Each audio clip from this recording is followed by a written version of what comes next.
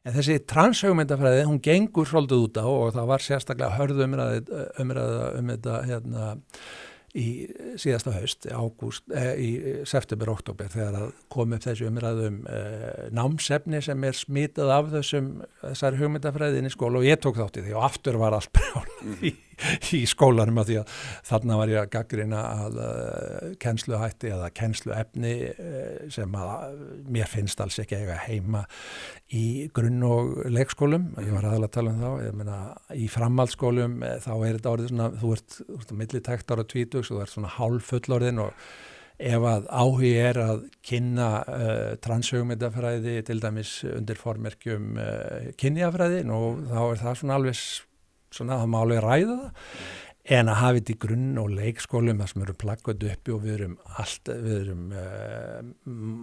margskonar í merkingunni að einhver getur verið að karlkyn, kvenkyn eða svo þriðja, fjórða, fimmta kyni mér finnst það bara rámt ég bara íhaldsamur í og það eins og þú segir að þín íhaldsama lífsskoðun þá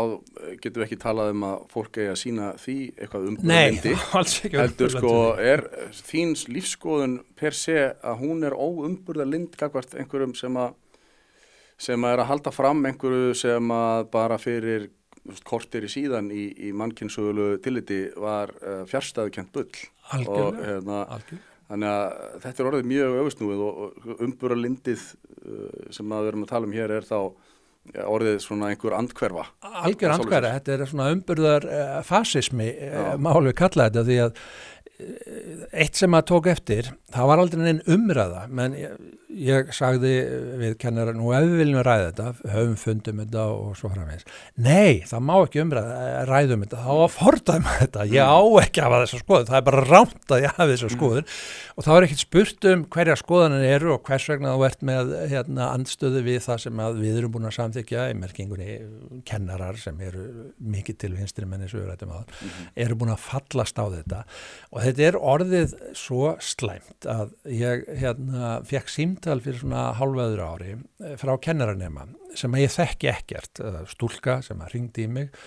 af því að hún hafði séð að ég hafi verið í þessari stöðu og hún spurði efnislega súrefni á kennarastofunni og ég spyr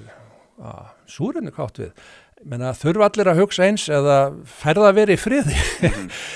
af því að hún hefði tekið eftir þessu og ég reyndi að útskýra þetta og reyndi nú að draga úr súrefnisleysinu sko, en það fer minkandi ég meina